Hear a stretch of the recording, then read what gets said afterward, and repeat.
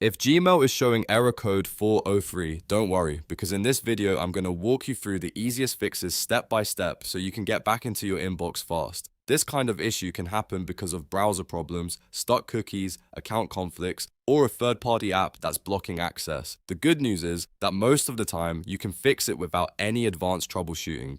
Before we start, if this video helps you out, make sure to hit the like button and subscribe for more simple tech tutorials like this.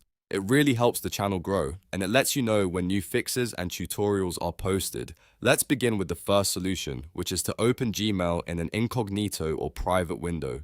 This is one of the fastest ways to check whether the problem is being caused by your browser data or extensions. On most browsers, you can click the three-dot menu in the top right corner, then choose New Incognito Window or New Private Window. Once that private window opens, go to mail.google.com and sign in to your Gmail account again. After you log in, check whether Gmail loads normally. If Gmail works fine in incognito mode, that usually means the issue is coming from cached data, cookies, or a browser extension in your regular window. If that happens, continue to the next step because the browser cleanup will likely solve it.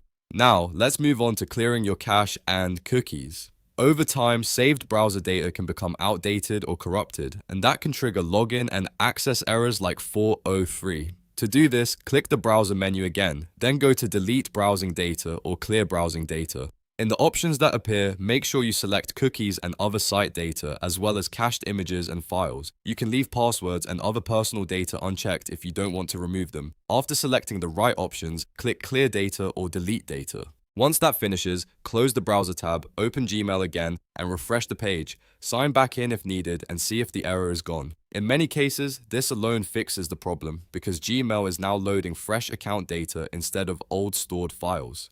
If you are still seeing the Gmail error code 403, the next thing to try is signing out of all Google accounts.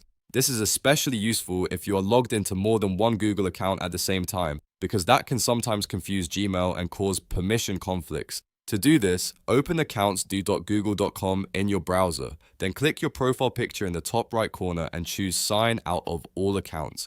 After signing out, wait a few seconds, then sign back in using the main Gmail account you want to use. Make sure you log in with the correct email address first. Once you're back in, open Gmail again and check if everything is working properly. This step helps reset the session and clears up account switching issues that may be behind the 403 error. If the problem is still not fixed, the last step is to check your third-party app access. Sometimes a connected email client, browser extension, or external app can interfere with Gmail permissions and cause access problems. To review this, go to myaccount.google.com/connections. This page shows the apps and services that are connected to your Google account. Carefully review the list and look for anything suspicious, outdated, or related to the app or email client you've been using with Gmail. If you find the problematic one, click it and remove its access. After that, reconnect the app only if you still need it and allow permissions again when prompted. This can fix permission issues that are preventing Gmail from opening correctly. So to recap, if you want to fix Gmail error code 403, start by testing Gmail in an incognito window, then clear your cache and cookies, sign out of all Google accounts, and finally review third-party app access. These steps solve most Gmail access issues quickly and safely. If this tutorial helped, please give it a like and subscribe to the channel for more helpful fixes, guides, and tech tutorials. Thanks for watching, and I'll see you in the next video.